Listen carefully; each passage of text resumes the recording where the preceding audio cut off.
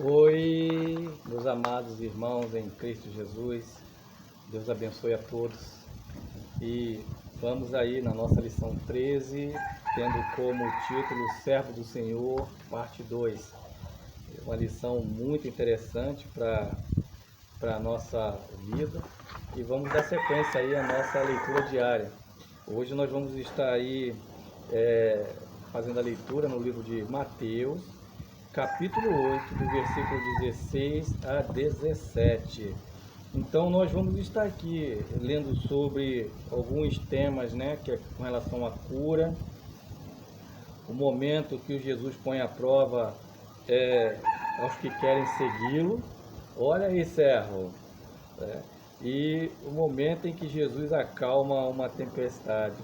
É uma leitura muito agradável que nos faz refletir essa condição de ser servo. Muitos procuram ser servo do Senhor em busca das materialidades da vida, de um bom emprego, de uma fartura à mesa, de um carro, de uma casa, de um bom casamento, de algum escape, de algum perigo, se livrar de alguma doença, algo desse tipo.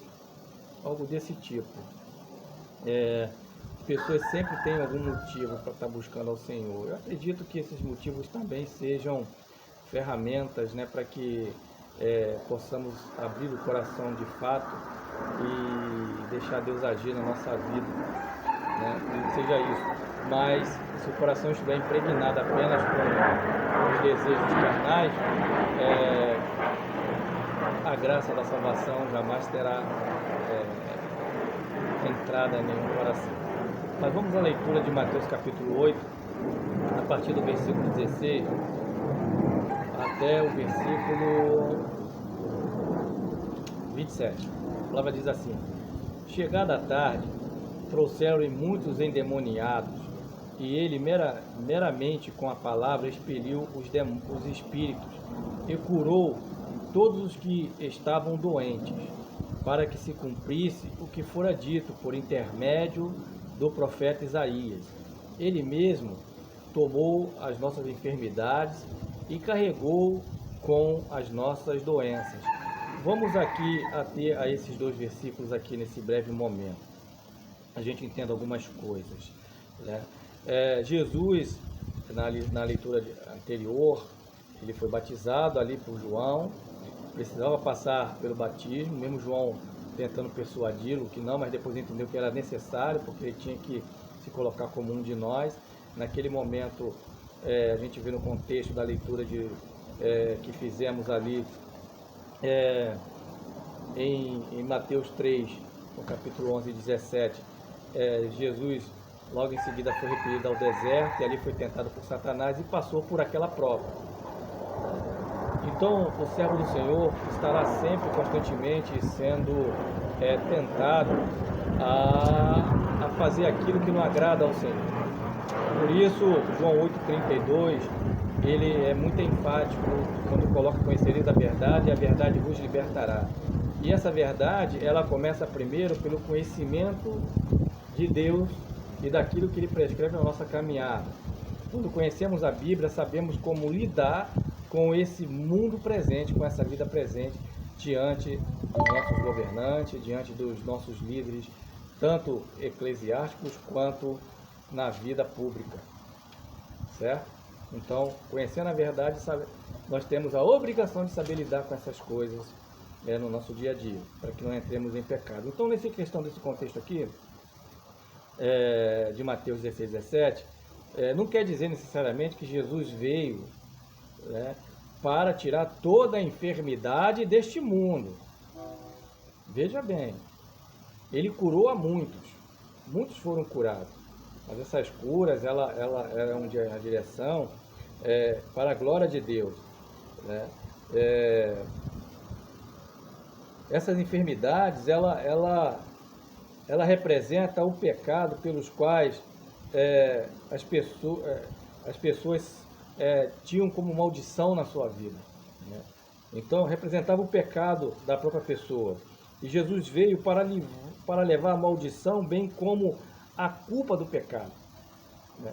Então, aquelas enfermidades em que Jesus curava daquelas pessoas, tidas como maldição, como pecado, Jesus veio para curá-la disso e mostrar que Jesus, ele era o Filho de Deus, o que traria toda a cura e salvação para a nossa vida, mas não para esse tempo aqui, presente, vida presente.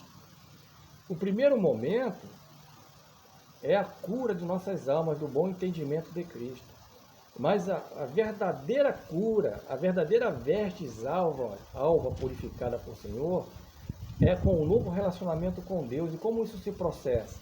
No momento em que a nossa vida aqui nesta terra ela se extingue e passamos a ficar em outro momento na nossa vida em espírito, aguardando a segunda vinda de Cristo, para que possamos, para que a promessa de Deus se complete na vida de toda a humanidade, daqueles que o receberam, porque haverá o julgamento de vivos e mortos.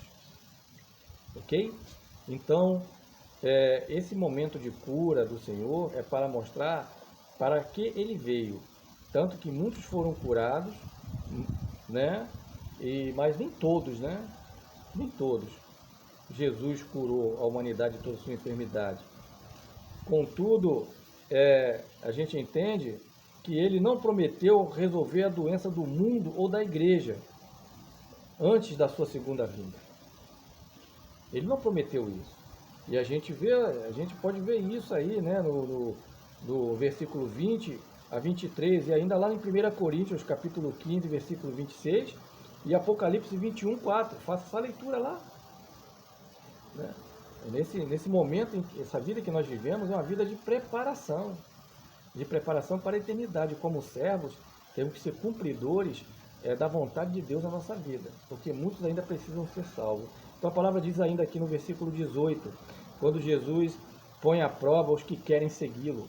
Nós estamos nesse mesmo contexto, meus amados. Precisamos entender isso. Vendo Jesus muita gente ao seu redor, ordenou que passassem para outra margem. Então, aproximando-se dele, um escriba disse-lhe: Mestre, servir-te-ei para onde quer que fores. Mas Jesus lhe respondeu: As raposas têm seus covis, e as aves dos céus ninhos, mas o Filho do Homem não tem onde reclinar a cabeça. E outro dos discípulos lhe disse: Senhor, permita-me ir primeiro sepultar meu pai. Respondeu-lhe, porém, Jesus: Segue-me, deixa os mortos a sepultar os seus próprios mortos. Até esse versículo aqui. A gente vê aqui o andamento do 18 ao 22. Esses dois eventos mostram radicalmente o compromisso que Jesus exige de cada um de nós como discípulos e seus discípulos naquele momento da indagação. Aqueles que se identificam com Jesus serão peregrinos e forasteiros no mundo. Quando nós identificamos com Jesus, nós somos peregrinos nesse mundo, sabe? Nós não temos uma parte integral aqui. Não significa de não ter uma parte integral que nós temos que andar desleixado com as responsabilidades que está sobre nossa vida, sobre nossas mãos. Não é isso. O que está dizendo é que nós não devemos ser presos a esta vida terrena, mas nos preparar para uma vida muito melhor com Cristo, que é a eternidade. Vamos viver do bom e do melhor nesta terra, e em meio a muitas lutas, em meio a muitos sofrimentos, né? E muitas tentações, procurando passar por cima disso tudo, saindo com maestria junto ao Senhor, sobrevivendo a isso até o momento em que Ele nos chama para a glória. Para a glória. Né? Então, essa questão de ser servo é uma questão de honrar a Deus acima de tudo. Você vê que ele fala para o cidadão aqui judeu, com relação a sepultar o pai, deixe os mortos sepultarem os seus próprios mortos, né? Era uma obrigação muito forte entre os judeus sepultar os seus pais com muita honra. Isso é muito forte. Porém, Jesus exige muito mais fidelidade para com ele. Veja bem, Jesus não está fazendo desdém para que aqueles que têm os seus entes, que precisam ser sepultados, sejam deixados de fora. Não é isso. Quando ele fala deixa os mortos sepultar os seus mortos, ele está dizendo o seguinte, que ele quer muito maior dedicação do que nós damos aos nossos entes queridos. É disso que ele está falando. É disso que ele está falando. Ele não está dizendo assim, ó, larga lá aquele que morreu, seja quem for, e vem me segue. Não é isso não, gente. Não é isso. Ele está dizendo assim, olha, a dedicação que você dá aos seus tem que ser muito maior para mim. Porque Ele é Deus, Ele é o nosso Pai, Ele nos criou, o nosso Cristo, Ele deu a vida por nós. O Cristo é o Deus encarnado. Então a nossa maior dedicação é para com Ele. Olha, eu sei que muitos só vão entender esse princípio na medida em que vai criando a sua intimidade e o seu crescimento com o Senhor. Só vai entender esse princípio quem cresce com Cristo dia a dia, o que é uma caminhada. Por isso que a palavra diz que no mundo teremos aflições. Porque as aflições é uma forma de lapidar esse diamante que nós somos, ainda muito bruto. Verdade. Verdade, minha serva e meu servo. Somos um diamante diante de Deus muito bruto ainda, que precisa ser lapidado. Até ficar dentro de um desenho, de uma formatação em que Deus nos fez lá no princípio. Claro, muito melhor. Porque conhecendo o pecado e passando por ele, alcançando a eternidade, acredito eu que não seremos mais atingidos por esses enlaces de Satanás na vida. Então, continuando aqui, Jesus acalma a tempestade, o versículo 23. Então, entrando ele no barco, seus discípulos o seguiram. Eis que sobreveio um mar, uma grande tempestade, de sorte que o barco era varrido pelas ondas. Entretanto, Jesus dormia. Mas os discípulos vieram acordá-lo, clamando, Senhor, salva-nos! Perecemos! Perguntou-lhes então Jesus, por que sois tímidos, homens de pequena fé? Olha, e levantando-se, repreendeu os ventos e o mar, e fez-se grande bonança. Maravilharam-se os homens, dizendo, quem é este que até os ventos e o mar lhe obedecem? Nossa, só Deus pode abrandar o mar e aparecer como o Senhor da tempestade, não tem outro. Só Deus, né? E a gente precisa atentar nesse momento aqui do versículo 26, quando Deus se refere a ele de homens de pequena fé. Significa que no meio de uma tormenta, em que por vezes a vida está em perigo, Jesus está colocando assim, será que a sua vida nesta terra é mais importante do que uma vida terrena, do que uma vida celestial, uma eternidade com Ele? Nossa, eles estavam com o próprio Deus ao seu lado, em matéria, corpo. Eles já tinham presenciado os milagres do Senhor, já tinham ouvido que Ele era o próprio Filho de Deus. Por que tiveram medo? Eram para estar calmo, tranquilo, mesmo que o mundo estivesse desabando, eles estavam do lado de Deus, eles sabiam disso. Por isso que a palavra diz para nós, e a palavra de Deus é sábia, bem-aventurado aqueles que creem e não viu.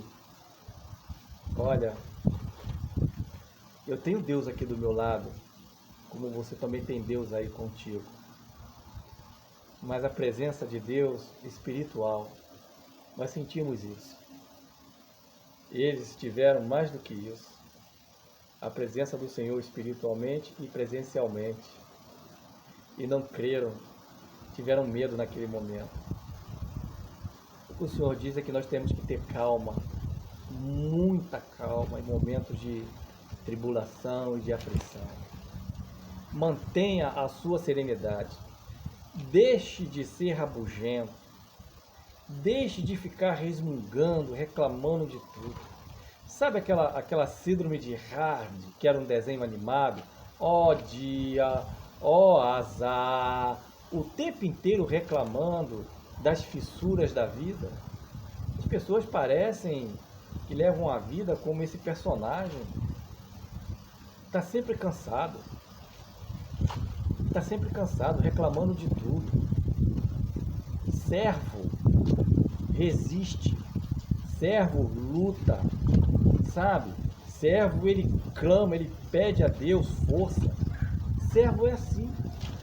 Ele não reclama daquilo que está em tuas mãos. Ele não reclama do seu lar. Ele não reclama do seu trabalho. Ele não reclama do dinheiro que recebe do INSS ou o dinheiro que recebe do seu emprego. Ele dá graças, porque em tudo damos graças a Deus. Porque é Deus que nos favorece. Deus que nos favorece. Então, aquilo que é colocado em nossas mãos, nós temos que agradecer a Deus, até as lutas, as enfermidades, enfim. Precisamos preservar a vida terrena, lutar e sobreviver, sim, sim, mas com serenidade no Senhor. Com serenidade no Senhor, sabe? Serenidade no Senhor. E quando esse momento chega para todos nós, que ele chegue com serenidade. E chegue com muita paz no coração, sabe? Porque lutas, elas são para todos, não é só para servo do Senhor não, tá? Apesar de que nós possamos até atravessar lutas maiores e terríveis, como nós estamos atravessando por esse tempo, né? Em que a nossa mensagem um dia vai ser cerceada. Vai chegar um tempo em que vocês não vão poder mais me ouvir conforme está me ouvindo agora nesse momento. Muitos que falam da parte de Deus, muitos que pregam a palavra, muitos que ensinam, que mostram a verdade secular deste mundo, como nunca foi mostrado antes, está sendo cerceado nas redes sociais. Então sejamos servos do Senhor, compenetrados em sua palavra, sabendo que Deus, Ele tem promessa e seremos experimentados todo o tempo. Que Deus nos abençoe, que Deus nos ilumine, que Deus nos guarde sempre. E como servo, possamos entender o nosso real papel aqui nesta vida, porque temos uma eternidade com Ele. Amém? Deus abençoe a todos em nome de Jesus.